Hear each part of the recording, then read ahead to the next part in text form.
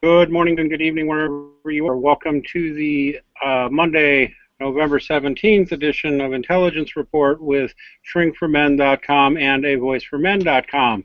I am, as usual, the creepy basement-dwelling neckbeard virgin Dean Esmay, Operations Manager of A Voice for Men. With me, as per usual, is the always lovely, always gracious, always soft-spoken, and never in the least bit rude to anybody ever, Dr. Tara Palmatier. Thought you were going to introduce Paul. You thought wrong.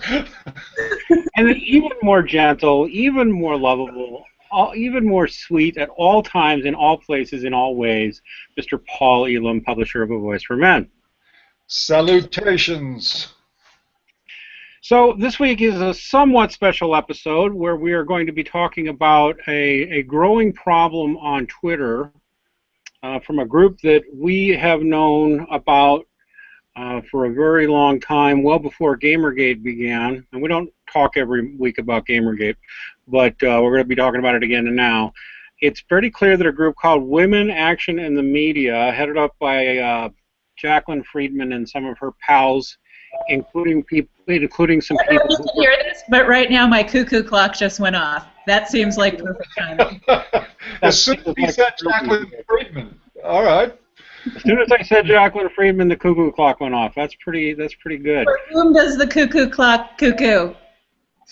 It cooked for you, Jacqueline. But not just Jacqueline, but some employees of Gawker Media are members of the Women Action in the Media group. And these people actually came out last year. Was it last year, Paul? I can't remember anymore. Earlier this year or last year. I think it was last year. Well, the implication there is that I pay attention to Gawker Media, which I don't unless I'm making fun of Jezebel, but well, that's incorrect. Gawker's run by a bunch of assholes, including the assholes in charge of Jezebel. And I don't care that most of those assholes are female. They're still assholes. But Women Action in the Media first started up to try to police Facebook, which, of course, if you don't use Facebook, fine, but if you do, it's probably the most popular social media platform right now. And they pressured Facebook into doing all kinds of things to cut back on so-called misogyny on Facebook. And basically whatever, misogyny, as we know at this point, is whatever offends these women and their male enablers. And they were moderately successful on Facebook. They got a number of people thrown off. They've gotten some groups closed down. I find that all unfortunate, although there has been some pushback. I've noticed that on Facebook some people have started, because the policies are written a certain way, some Facebook groups have been shut down for being too dedicated to bashing males. But it's a lot harder. It's mostly about getting people banned for putting up images or making so-called misogynist statements. And Facebook is a little less free because of it. Well, now we say that the same group, headed up by Jacqueline Friedman and her buddies at Gawker Media, who own, oh gosh, now I'm going to say it wrong. Is it Gamasutra? I think it's, I can't remember which. Gamasutra, Gamasutra. That's how it's spelled. Oh, I know that. I just can't remember which one is a Gawker property. Is it Gamasutra? Is it Gamasutra? Is it Polygon? Polygon's a different publisher. See, now I look stupid because I've been a gamer all these days, but I've been a gamer for years. But anyway, they run one of the biggest gaming websites, as well as Jezebel, notorious hate site that advocates and promotes domestic violence and all of the kind of things like that. And they're involved in this Women Action in Media campaign, and it's an effort to silence people on Facebook. Well, now they've turned their attention on Twitter. What a coincidence. Twitter, the only place that gamers were able to escape to talk about obvious corruption by people colluding. Well, Gamergate started very much like Watergate. Watergate started with a really small misdemeanor burglary in a hotel called the Watergate Hotel in Washington, D.C., and it led to uncovering one part of corruption after another, and eventually that little hotel burglary that would have gotten those burglars a slap on the wrist wound up taking out the President of the United States. So, too, with Gamergate, it began with a tawdry and pretty minor scandal that would have gone away in a week or two had the guilty parties just said, sorry, you're right, or just shut the fuck up, and instead decided to declare war on the whole gaming community. And on their customers, by the way. On their customers. Because so convinced they are of the rightness of their cause. It was the religious zeal of a Jerry Falwell or a Pat Robertson. Even they admitted they were wrong when they got busted with hookers. Yeah, right. Yeah, they did. They did a good job crying for the congregations, for the cameras. We're showing our age, but that was Jimmy Swaggart, I think. Yes, it was Jimmy Swaggart. Absolutely, yes. But yeah, all he had to do was apologize and disappear for a little while, and it was all good. But they couldn't do that, and these people are so convinced that they were right about everything that they just had to go on more. And what we've seen out of Gamergate is what I love. I love this. I know I'm on the spectrum myself. I have an autistic kid, and I love this phrase for Gamergate: weaponized autism.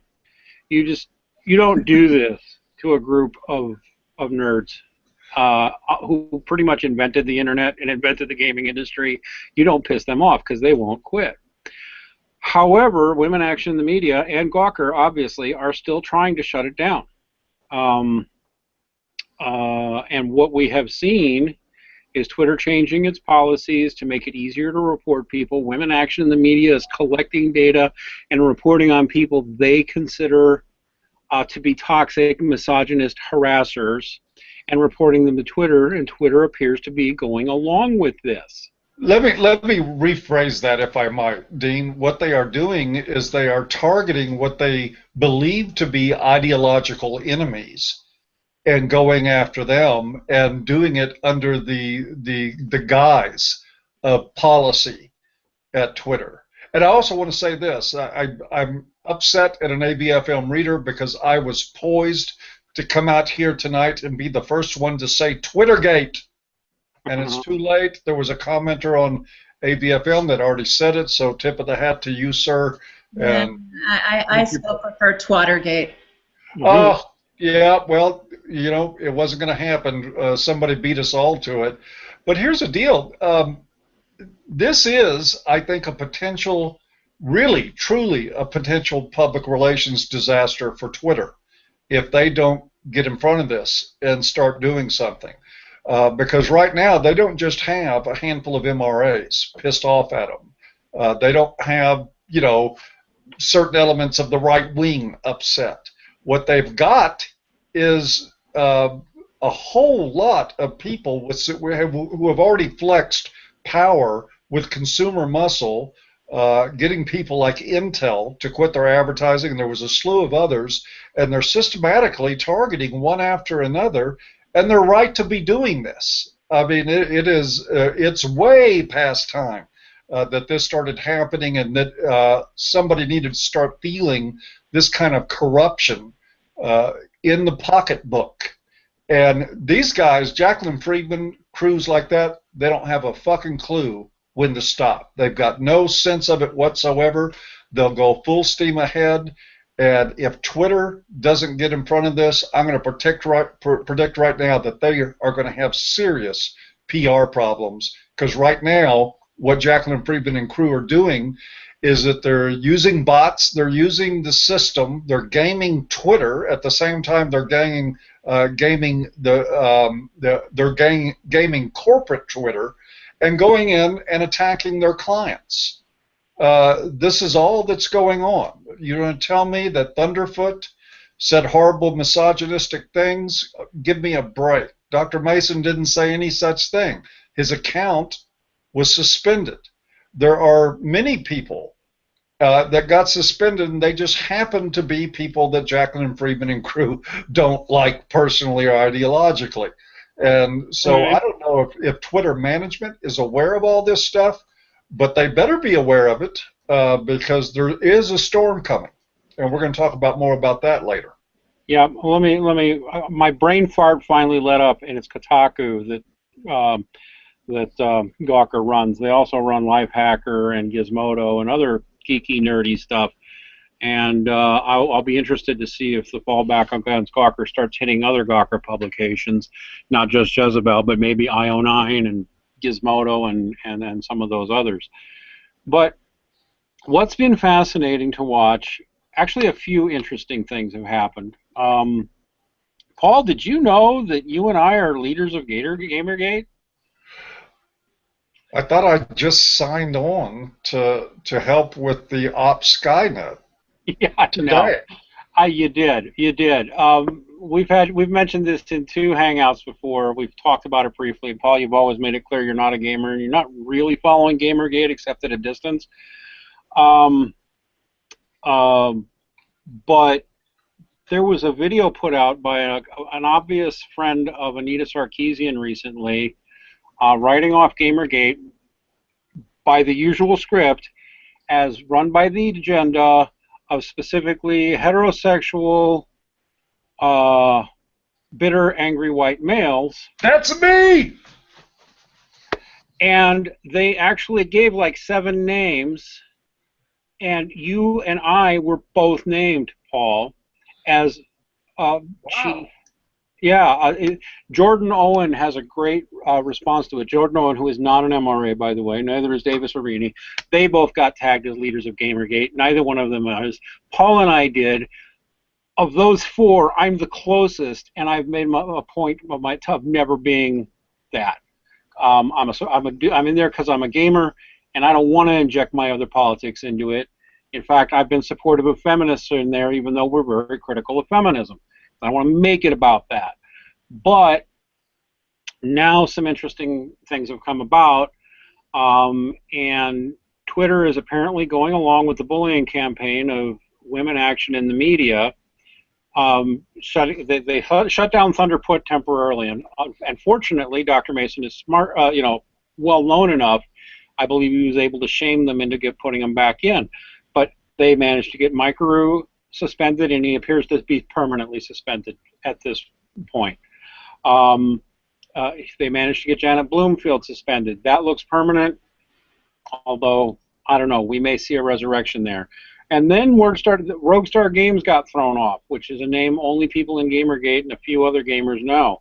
And we've found evidence of other people in Gamergate, people with 20, 30, 40 followers, they'll suddenly get their accounts banned. And I don't think it's Twitter doing it. I think that it's these goons associated with WAM and Gawker Media and a few of the others using robots to find little people who are easily targeted, and Twitter will get 500 or 1,000 reports that that person's a spammer or abusive, and no person at Twitter even reviews it. It's just like, oh, well, there's 700 reports on this account. Suspend it, and then maybe sometime in the next year a human will review it. Who cares? Because they've only got 20, 30 followers. So in response, gamers, as usual, being clever bastards, have started up something called Operation Skynet. And it's hashtag OpSkynet. And here's where we'll declare our open support. The objective of Operation Skynet is to, A, avoid having any one person being viewed as a target to take out. You know, sort of an Agent Smith from the Matrix thing. There's just targets all over the place. And B, the more followers your account has, the more difficult it is for somebody to use robots to false flag you and get you suspended. I mean, they can still do it, and if they want you bad enough, they can. But the more followers you have, the less likely the bots are to be able to trip the automated system that just gets you booted. So if you go into hashtag OpSkynet, the best thing you can possibly do is follow every person in there, and hopefully everybody in there that you follow will follow you back. And this is the first time Paul's really dipping his toe in. I've already got a standing offer. Paul made the offer today, and it's a real offer. If you don't have to even follow Paul. If you just send Paul a message saying, I'm in Gamergate, he'll follow you, which provides you a certain protection and a certain cover. Ditto, if you follow me, or just ask me for a follow, I'll follow you. Dean, let me inject something in this before we get too far into it. I do want to address this issue, the I mean, we're used to false allegations around here, but the allegations that we're in charge of Gamergate, of course, that's absolutely ridiculous. I don't even game, but here's the deal. I've struggled a little bit with the subject of Gamergate because I'm not a gamer. I'm definitely an outsider. I have kept my distance from it. Anytime that I've commented on it in one of these programs or written about it, I've tried to qualify that, I am an outsider. I wanted a hands-off approach, and I've been concerned at times that because there's an overlap, we have a lot of readers that happen to be gamers too. And I just didn't want any staff or anybody in any official capacity with AVFM making any kind of statements that on behalf of Gamergate, because we didn't want to usurp this. We wanted to stay out of the way and let them do their thing. When the Op Skynet came up, it became a different story. And the reason this was a struggle for me is because the people of Gamergate are essentially fighting the same corrupt jerks that we have been dealing with for years and years here. It's the same exact people.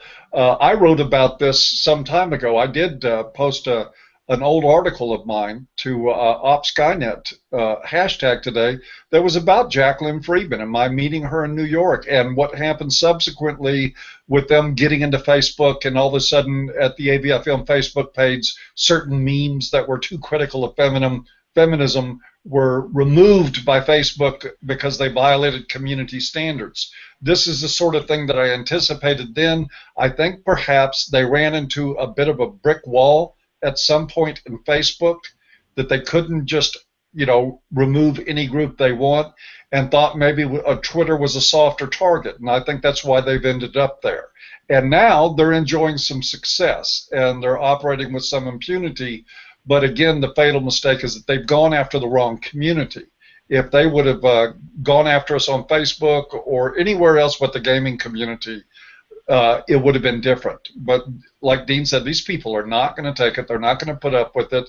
They will fight back, and they're already showing some muscle, and it is a phenomenon that's growing. So at this point, I had a choice. Do I become involved or not? Certainly there's going to be allegations that, just like there is with the Illuminati, that me and Dean and some other MRAs are secretly pulling strings. And the idea came up in our comments, should we have our own hashtag? And as far as AVFM is concerned, we're not going to have one. What AVFM staff are going to do is to keep men's rights politics out of it. If they want to be with AVFM, they're going to not address men's issues. They're going to address what's happening in Op Skynet and be of assistance if they want to. But I'm asking all AVFM staff to consider that when we go there, it's their house. It's not ours. And we need to behave accordingly and be of support to these people and hopefully help them take these people down without going in there, any of us going in there like we own the joint. Because, as Dean already pointed out, they're going to send out bad information that says we run the show anyway. Which, of course, the people of Gamergate know better than that. I don't know who they're trying to convince that we're actually running the show, because I can tell you that the people of Gamergate are quite certain that we don't. But I just wanted to throw that in there because there is a sort of a fuzzy boundary about what we do and what they do and why we're doing it, and I want to be careful that we're not stepping on toes in the process. Yeah. Where the way I've always seen it and the way we've always played it is Gamergate isn't about those politics. You're conservative, you're liberal, you're feminist, you're an MRA, you're apolitical, you're liberal, you're conservative. Who gives a shit? This is about an incredible amount of bullying by what can actually at this point be called a cabal. I'll actually say it, a cabal. Not a conspiracy, but a cabal. A group of insiders who have decided to shape the narrative and take it over. I still can't get over that video. I'll try and make sure and go back into the show notes afterward and look at Jordan Owen's response to it. He's one of the guys making the movie about Anita Sarkeesian. He is not an MRA. He gets named as a leader. He's not. They specifically picked 6 guys, I think it was, maybe 7, most of us not very prominent in Gamergate, and ignored all the women, all the people of color, all the gay people, even the trans people, and there have been more than one, ignored all of those and picked us out. It's obvious the narrative they're trying to shape. It's even fascinating. They picked you, Paul, I think because you commented on our previous intelligence report, even though on those previous intelligence reports there were only 2 people on them that actually play video games, and that was me and Dr. T. Dr. T, who of course they can't mention. Now, as an MRA, Dr. T, do you know what it feels like to be ignored by the media? As a woman, I feel silenced.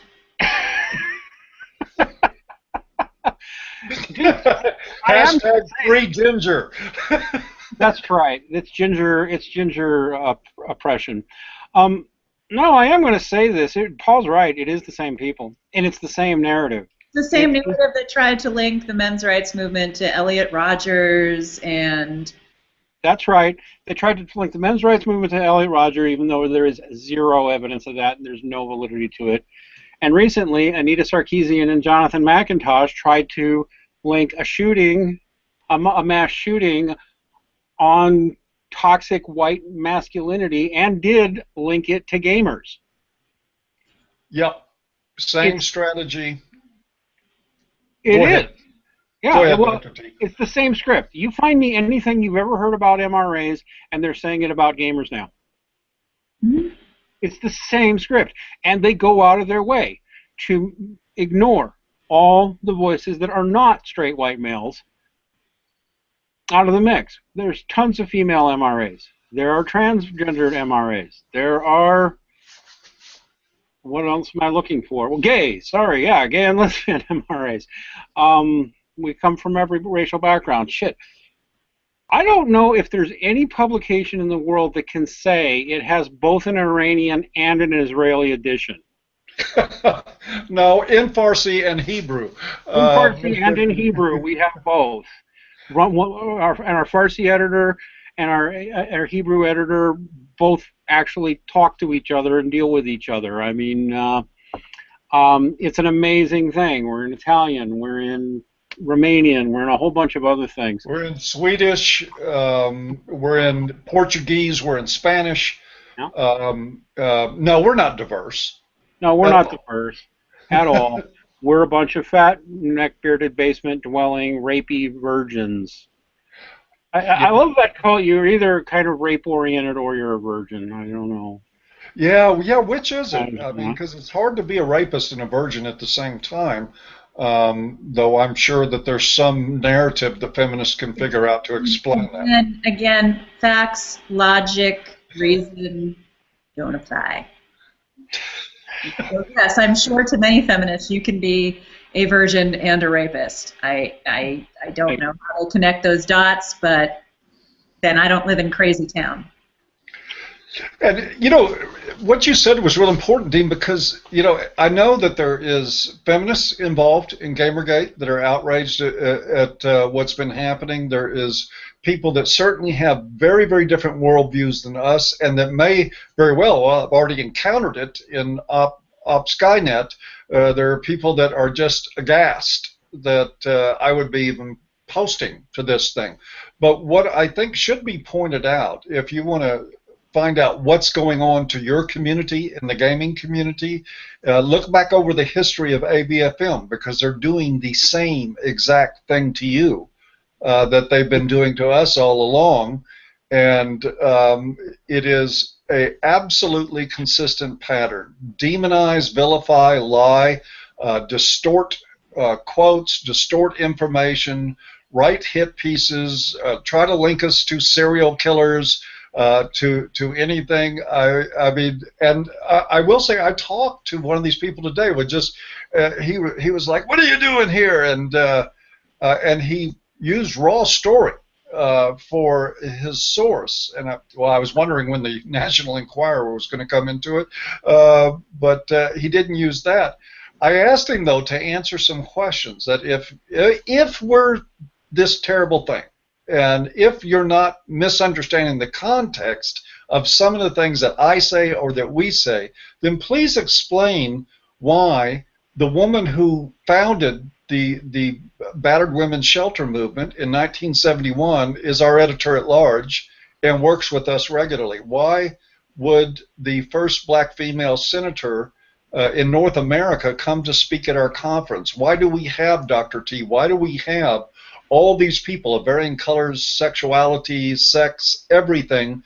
And it was, of course, the typical social justice warrior attitude, but also within, I think, a small part of Gamergate, where it said, well, it doesn't matter. I heard what you said, and I won't answer those questions. Okay, I was good with it, but what I'm sort of, and I'm not trying to be preachy here, but I'm trying to sort of lay out a caution there for those of you in the gamer community that may have strong differences with anything I've said or with anything that comes out of AVFM or the men's movement, that you might want to consider that those people that have been demonizing us all the time, that have helped you attain the opinion of us that you have now, they're doing it to you.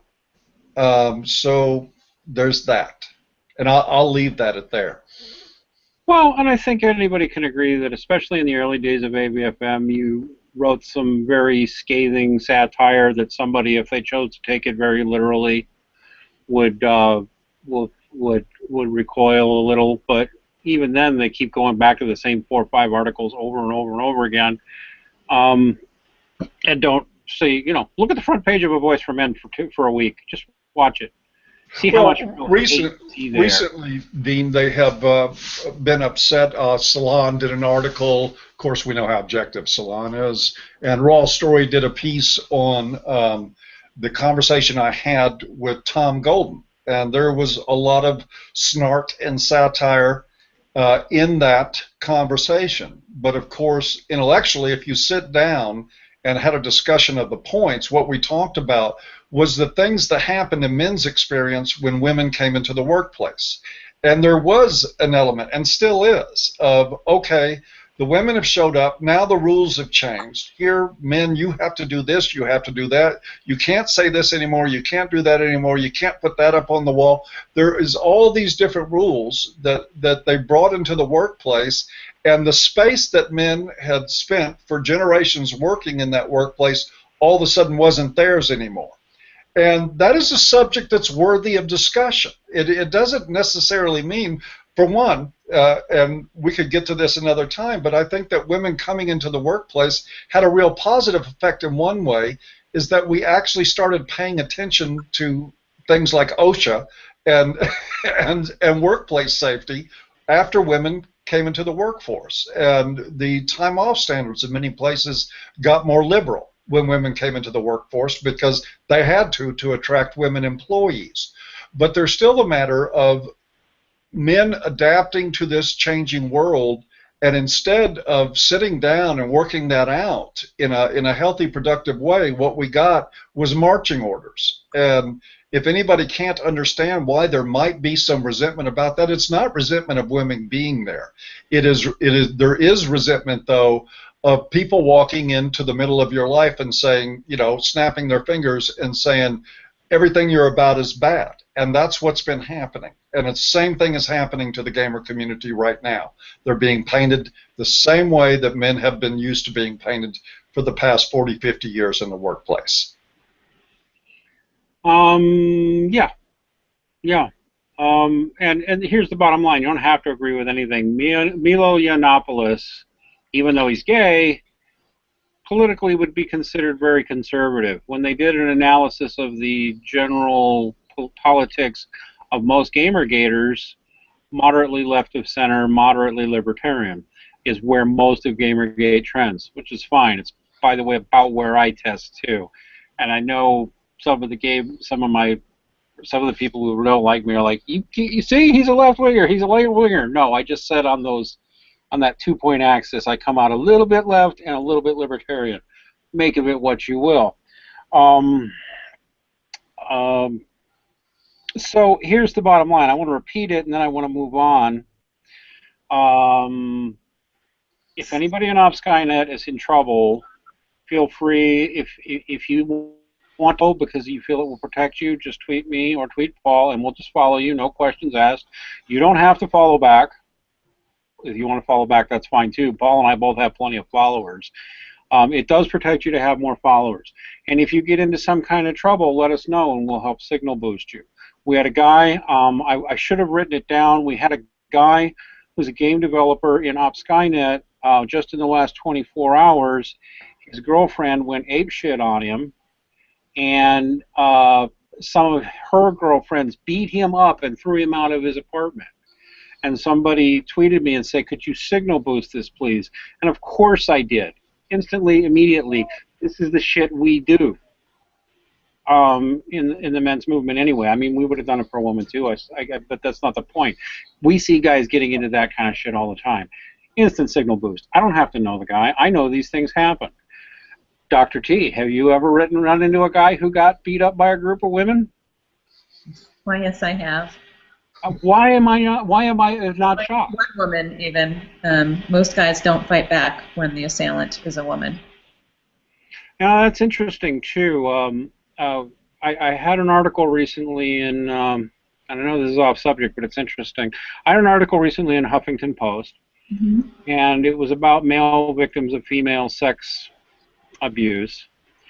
And that was very interesting, especially because it got a lot of responses from guys who were like, you know, something like that happened to me.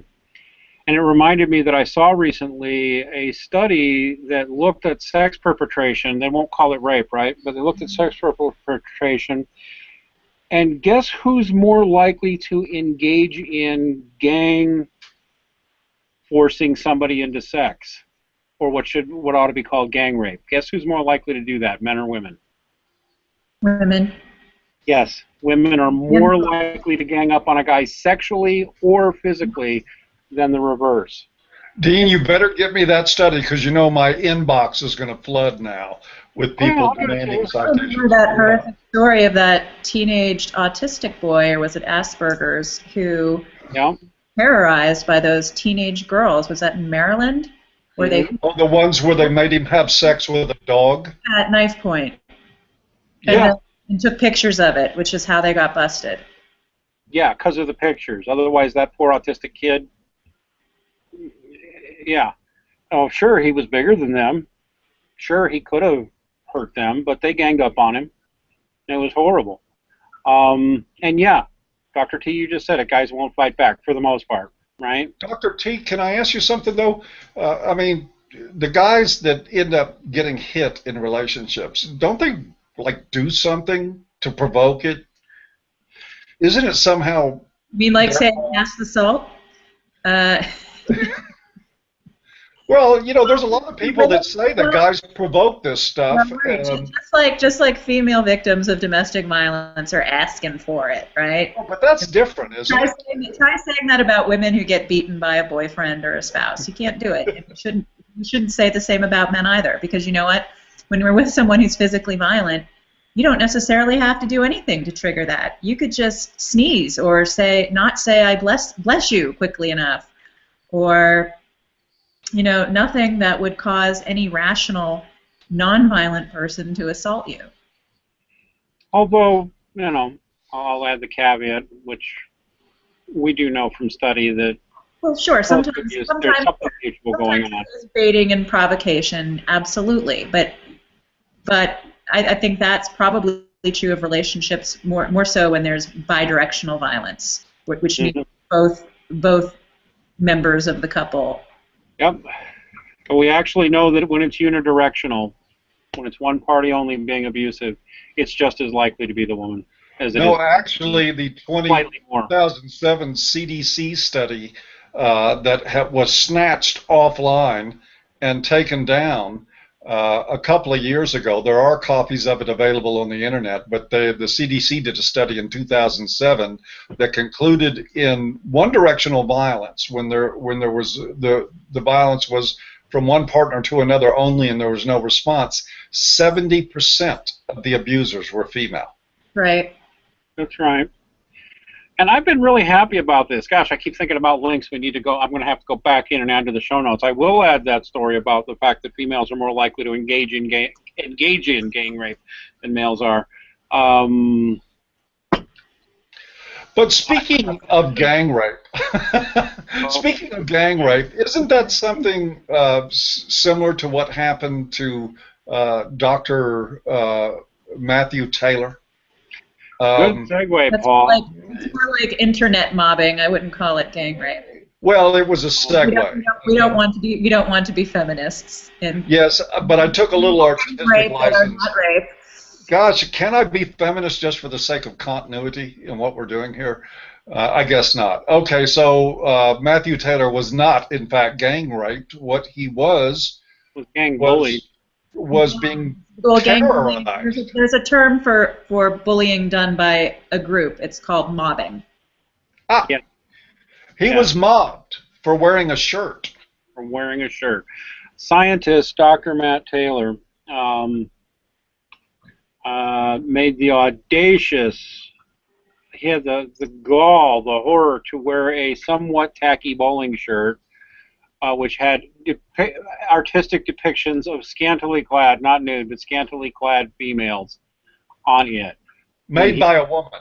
Made by and given to him by a female friend. And he got gang mobbed by it online. I mean, I've seen people claim they're being cyberbullied and they're getting Twitter PTSD because people are just criticize them, and that's stupid. But no, they went after this guy, and they went after him hard for a shirt choice. And I had one person close to me who said, well, you know, I don't think he deserved that much, but, you know, you should admit at least that it was unprofessional to wear that at work. And at first I said yes, and then I said, no, I'm not buying it. That's his employer's decision. A, that's his employer's decision. Is B, he is not the PR spokesman. He is not even the chief of the project per se. He's the lead scientist on the project. The lead scientist's job, it's nice that he's willing to engage the public at all. He doesn't have to. But he chose to because he loves what he's doing. And the guy is so sweet and so dedicated. He got, before they landed, and this was on, they landed a vehicle on a comet, okay? Can you grasp? Actually, I'm convinced the people who were doing the criticizing, most of them couldn't grasp the significance of that. They landed a vehicle on a comet. Let's get this even. Something their maid uses to clean the bathtub. So yeah. Yeah, let's get this a little more in perspective, though. Understand, they built a small spacecraft that flew for 10 years, a distance of 300 million miles. That's over four times the distance to the sun, and woke it up and landed it on a comet traveling 135,000 kilometers an hour. You know, I consider myself of reasonable intelligence. I think if I was in the room with this guy, I would just shut up and listen to pretty much anything he had to say. And hope you understood it. Yes, exactly, and hope that I could comprehend what was coming out of his mouth. But we're talking about rocket scientists, literally. Rocket scientist, genius type stuff. This guy was at the height of celebration. He had accomplished something so remarkable in human history, been a part of that team. And the feminists now, social justice warriors, want to have us believe that his wearing that shirt would prevent women from entering the sciences. And the first thing to my mind was, what the fuck? Are you really telling me that if a woman has the intellect to join a team that will land a spacecraft on a comet, that she's going to stay out of science because somebody wore a T-shirt? Bowling shirt, yeah. He's a clear victim of cyberbullying. In that.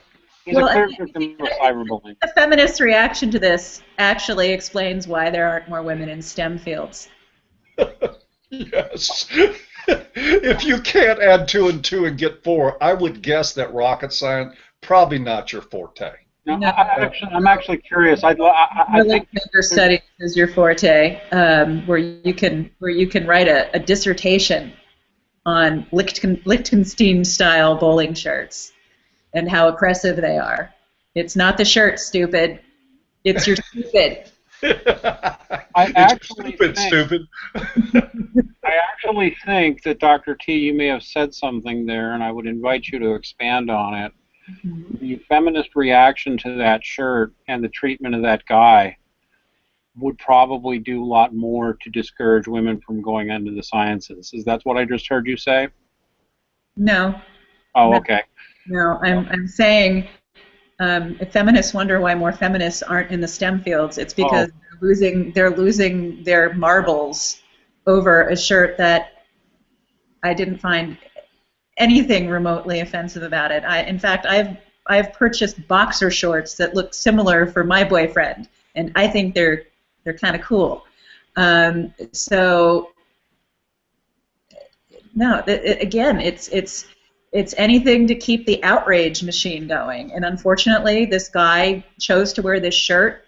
Some feministy social justice warriors saw it and decided to flip the on switch for the outrage machine. And the witch. Disgusting. It's disgusting what they did to this poor man. We're getting breakup. Uh-oh. Hello? Yeah, we had a momentary lapse in connection there. I think we're working again. Better than a momentary lapse in judgment. Yeah. My point being, I think it's disgusting what they did to this guy. They should be ashamed of themselves. They are raging assholes and bullies. And they're doing the same thing to the gaming community, and they're doing the same thing to the skeptic community, and they do the same thing wherever they go, which is come in. They don't have many tools in their toolbox. This is it. Shame and blame. Shame, blame, and intimidate. Shame, blame, and intimidate, and silence. That's it. Well, they finally found a community that is apparently not going to fly with, which I am ever grateful. I wrote an article this morning expressing a little frustration about something I saw in the Twitter feed, but it was really minor. What's remarkable here is that you have really got a community that's intelligent enough and sophisticated enough in their thinking that they're able to set their biological programming aside for just a moment and say, you know, this ain't right. I think we've lost Dean, but we'll get him back. He talks too much anyway. But it is just amazing to me. This morning, Amanda Marcotte writes in Pentagon and says that the title of her article was all you people that are upset about this sexy shirt. She didn't even say sexist. She said sexy. All of you that are upset about this sexy shirt, where were you when women were criticized for what they wore? And my response to that, Ms. Marcotte, is that you should wait and ask me after a woman has been forced into crying her eyes out in front of national television and is chastised across the world, and her job is threatened, and make no mistake, this guy was saving his job at the time. That's what was going on.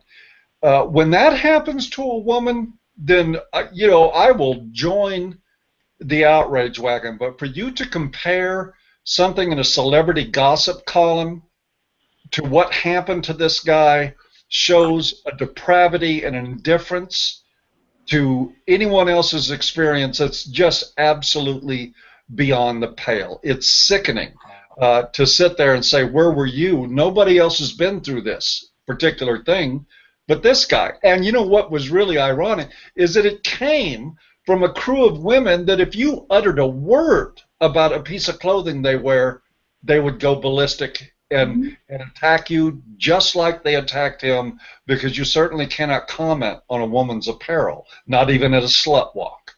Not allowed. I'm also, I thought Dr. T was saying this, she wasn't, but I'll say it because I've known women who told me this, I've seen women say this.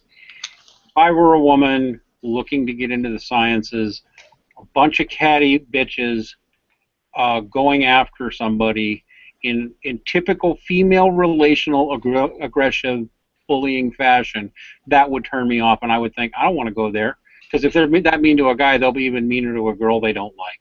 And there is nothing, I mean, I guess I'll probably get some backup on this. Women can be so fucking nasty to each other. In the workplace, I've talked to very few women that have told me they would rather work with women than men. I will never, ever, ever, ever work with a female supervisor again. Ever. I will never work in a facility if I have to, for some reason, stop being self-employed, where there is a higher ratio of women to men. I've done it. It's toxic. It's just awful. It's awful. Some of the worst workplace bullying and mobbing I've experienced have been at the hands of women. My partner says the same thing. I'm talking female therapists who are supposed to be, you know, the caring, helping profession. I was, in one job that I had, I was horrifically bullied by a trio of women. One was the ringleader. I was horrifically bullied, and I didn't even know what was going on or how to stop it because I didn't even understand it until retrospect.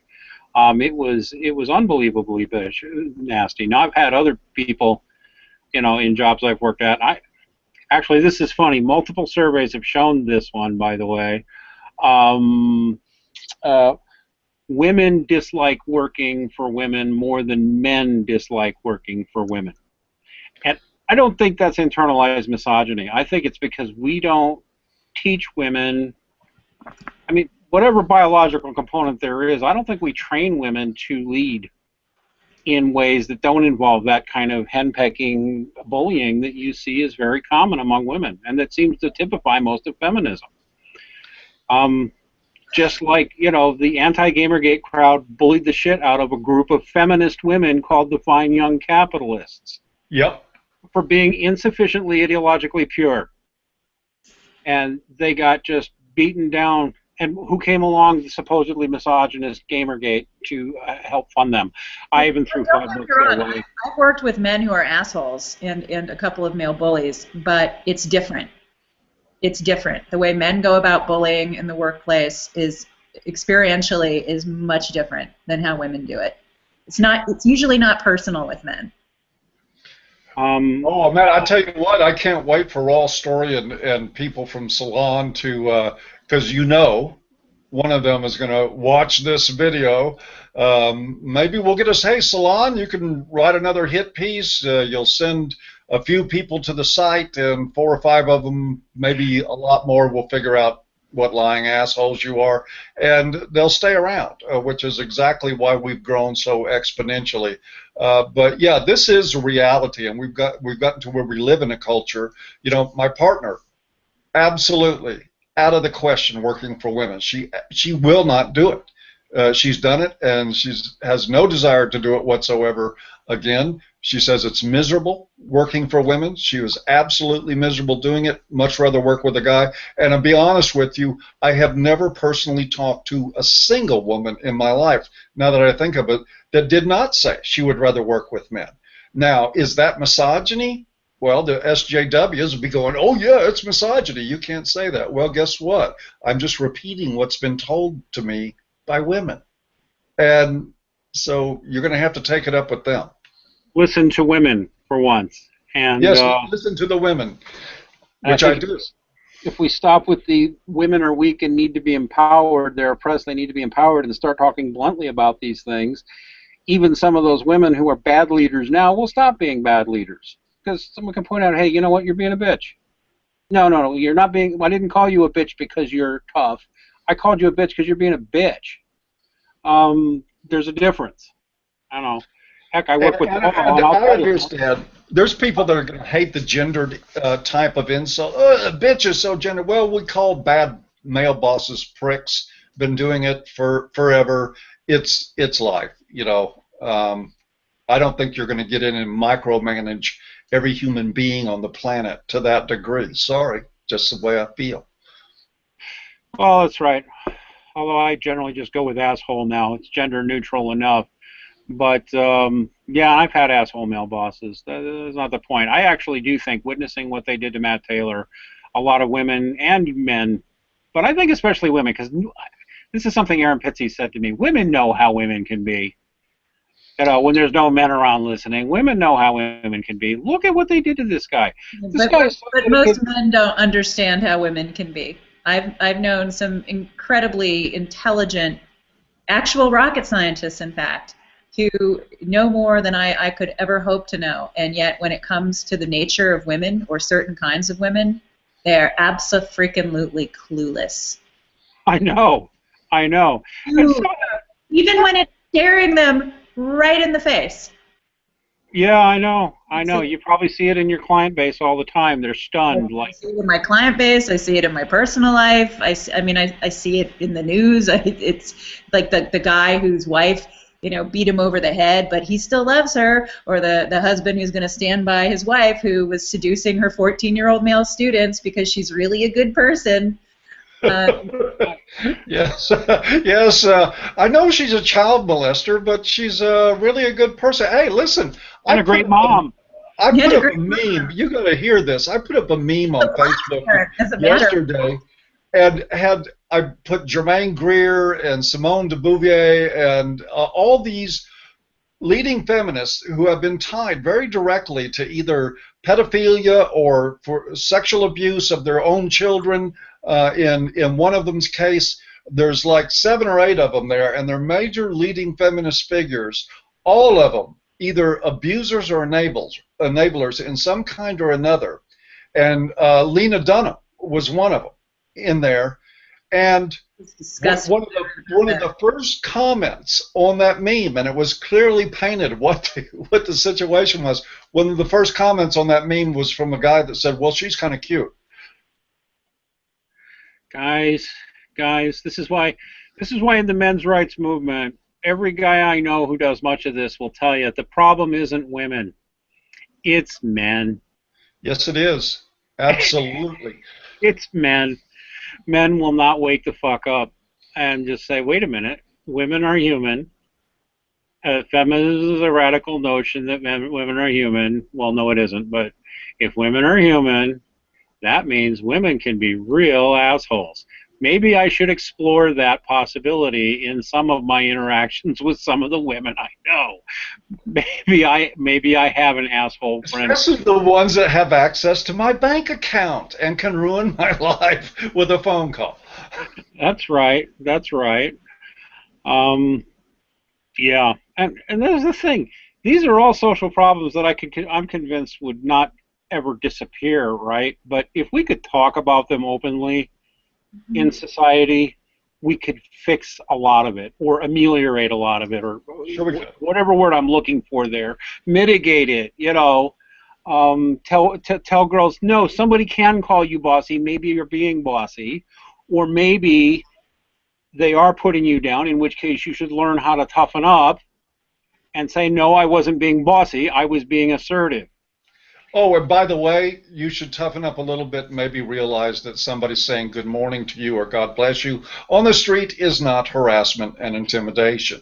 That's right. Oh, and please go see Paul's debate on Mashable that just went up a couple of days ago with a male feminist, on the very specific topic of street harassment and how that stupid video came out recently. 10 hours of walking, street harassment in New York, harassment, some of it questionable, but much of it things like, God bless you, and hey, you look beautiful. Talk about first world problems and complaining about them, Well, Dean, if you watch the video, you've got to know that I share the social justice warriors' concern. The difficulties of attractive, large-breasted white women in black neighborhoods are notorious. And I think we probably ought to have a campaign about that and get something done because, she's white. And the guys going after her saying good morning were black. And they were Latino. And, she's a white woman. That's right. And so naturally, that was a reason to make a big campaign that she was being harassed. This stuff goes back to like Jim Crow. This reminds me of lynching mentality. It really does, where they intentionally filmed. I think Christina Hoff Sommers did a summary of it, that 83% of that film was shot with her walking through Harlem. They did a background analysis of the street she was on and where she was. They kept her contained to predominantly minority poor neighborhoods where the social standards are different than they are in upper class white neighborhoods, where saying hello to a woman on the street is not a big deal, or saying good morning, or expressing, God forbid, that you might find her attractive is not a form of harassment. And the crypto bigotry in that whole thing was absolutely stunning, just like the sexism was. That was a rigged deal. Well, it was sexist. I can't stop myself from making this observation. The whole name of the campaign screams of racism to me. Holla back. Yeah. Now I mostly live in mixed race, but predominantly white suburbia now. But back in the late '90s, early 2000s, when I was crawling around the city of Detroit, which is mostly a black city, and working with mostly black colleagues, there was a phrase. Basically, to holler at a girl was to flirt with her. I'll holler at her, or I'll holler at you, or I'd holler at her. To holler at a girl was to flirt with her, and the social dynamic would be that she'd holler back. So just using that phrasing, they're taking inner city black lingo and turning it into something evil, when it was considered something fun that young people, men and women, participated in. I mean, you can't get more perverse than that, to me. Well, especially when the thing was produced by a company that specializes in making viral videos. I mean, every step of this along the way, and they did well. 35 million hits on that video. Somebody raked in a little cash from it, but they absolutely orchestrated this whole thing to elicit people's sympathies. And to see this woman as a victim, and of course she looked like she was doing okay to me. It didn't look like she came out of that needing a Thorazine on IV drip. It seemed like it was a non-emotional experience for her, but they're still just railing about this. And the feminists that I debated on Mashable.com did the same thing that we've been talking about this whole discussion. Immediately started with the personal insults. Immediately started inferring that I did not get her feelings, and saying that I was the problem in having even a discussion about this. Avoided every relevant question that I asked, demonized me, and played to the gynocentrism of, forget people's freedom of speech, forget that it's a sidewalk, not a red carpet, forget that she's out in a public place, and that people sometimes, whether it's survey takers or panhandlers or people looking for a vote or whatever, you're going to be inconvenienced sometimes, even if it's just some stranger on the street that doesn't know when to be quiet. That's life and that people deal with. And they want to micromanage everybody. What's that? Microaggressions are real. Yeah, yeah, I know. Well, the best thing about microaggressions is you got to do a whole lot of them before they really count. No, I'm just kidding. How many microaggressions does it take to make an aggression? Well, but this is, the thing is that once you peel back some of the mystique about women and the mystique about human beings and just sort of peel this back, and I agree with the feminist about one thing. The solution to this is for men to view women like human beings. Absolutely. That means no pedestal. That means no special consideration for your feels. It means that you're going to hold people accountable, whether they're male or female, and that you expect them to be responsible for their behavior, and you expect them to be grown-ups with agency and autonomy. And if they don't do that, it's not your fault. It's theirs. Isn't that just a horribly misogynist point of view, Dr. T? Of course. Yeah, it is. I'm afraid so. That apparently it is misogynistic to treat women like they are autonomous human beings with rights and responsibilities. And if you do that, I mean, this is like enforced chivalry all over again. It's the same thing. It's chivalry on crack. Only we've got social justice warriors and the government enforcing it instead of your dad or your older brother or the other men in the community. But it's absolutely bonkers. But once you peel all that back and you treat women like human beings, you really regard them that way, you find out two things. One, women that are responsible and have agency, and there are lots of them, will be the type of women in your circle, and the people that really, underneath all their bullshit about social justice and gender equity and all that, those people will be the most outraged. You treat a woman as an equal, the same way you would treat a man, they'll be outraged, absolutely outraged. Try the idea of, say you've got a woman that's punching the crap out of your face and hit her back. See what social justice warriors think about that. Or have a woman that says, that you tell, well, I'm sorry, I'm not here to protect you from people saying good morning. Even if they really are trying to hit on you. It's not my job. It's your job to take care of yourself. Then that, I mean, it's like this steady stream of contradictory demands that cannot be attained. Same thing in every scenario. Gamergate, on the Hollaback's video, in the MHRM, in the skeptic community, you will see the same pattern every time. And once you peel back your understanding of what really happens between men and women, you're actually able to see that. Problem is, there's only so many people in the world at a time that seem to be able to. Well, we've gone about an hour here, so we should probably be wrapping it up. I guess I'll close by saying, shirt. I think Shirtgate / Shirtstorm, they're both good tags. Shows just the kind of bullying you give to a guy for making I'm not even going to call it a mistake. His job is not PR guy. He's lead scientist. This guy was so dedicated. Before the thing landed on the comet, he got a tattoo showing it landed on the comet, just to show his team's dedication to his belief that they would accomplish their task. He got a tattoo. You go to his Facebook, he wears a neck beard, sort of like mine, and he smokes cigars. He's a colorful character. He reminds me of Richard Feynman, one of my scientist heroes who used to play bongos and get himself into all kinds of stuff. He was having fun and celebrating one of the greatest achievements since the moon landing in terms of space exploration. Seriously, one of the greatest achievements of the moon landing. And you're mad because he wore a shirt you didn't like.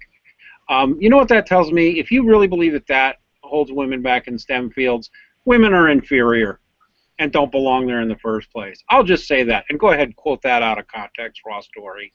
If you believe that shit about that shirt, you're a misogynist because you believe women are inherently so fragile they can't take a shirt. You're the real misogynists, and you truly believe women are inferior creatures. It's you, not that poor guy. Let's let that be a command. Ladies, learn to take a shirt. Or don't give a shirt or something. I don't know. All right, why don't we go ahead and close this out? Oh, and I'll repeat the offer. Somebody in being harassed in Skynet or Gamergate, you need a follow just so you can boost your followers so you can be a little safer, or you need a signal boost because you're being harassed. Let us know. We're not trying to make it about us, but, you get a follow back instantly if you want it, or you don't even have to follow back. We'll follow you if you just ask. Matt Taylor, you rock, keep rocking, and fuck your bosses for giving you a hard time. Paul, did you have any final you wanted to say this week? Yeah, I just wanted to reiterate something for the Gamergate community and for the community at AVFM. We want to help with this. We don't want to step on anybody's toes. I'm asking all AVFM staff, if you want to go into those tweets, and some of you are already there, if you want to participate with contacting advertisers to put pressure on them to quit feeding these social justice assholes who are abusing people's patronage to their businesses, then please do. And if you would please, I can't tell anybody what to do, but if you're associated with AVFM, keep the men's rights issues out of it. Please, please, please keep men's rights issues out of the picture.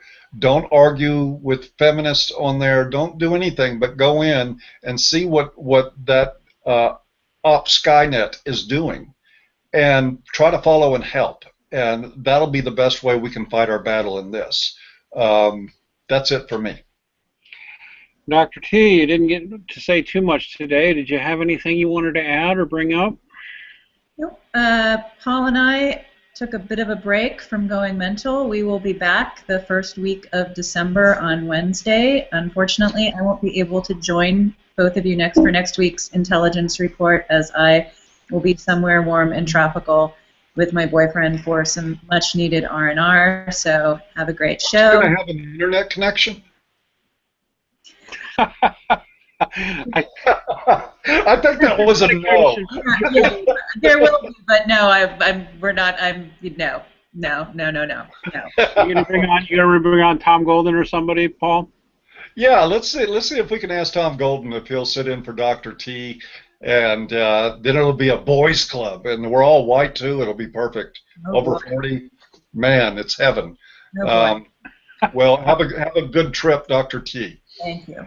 All right. Okay, so if you're in an abusive relationship with a woman or think you might be in one, please seek out the services of Dr. Tara Palmatier at shrink4men.com. That's shrink with the number 4 in the middle, men.com, where you will find numerous interesting articles from a perspective you may not have heard before, useful forums where you can get group support from other guys, and even seek her out for one-on-one coaching sessions to help you deal with the crazy, brutal woman in your life. If you have such a woman in your life, you're not alone.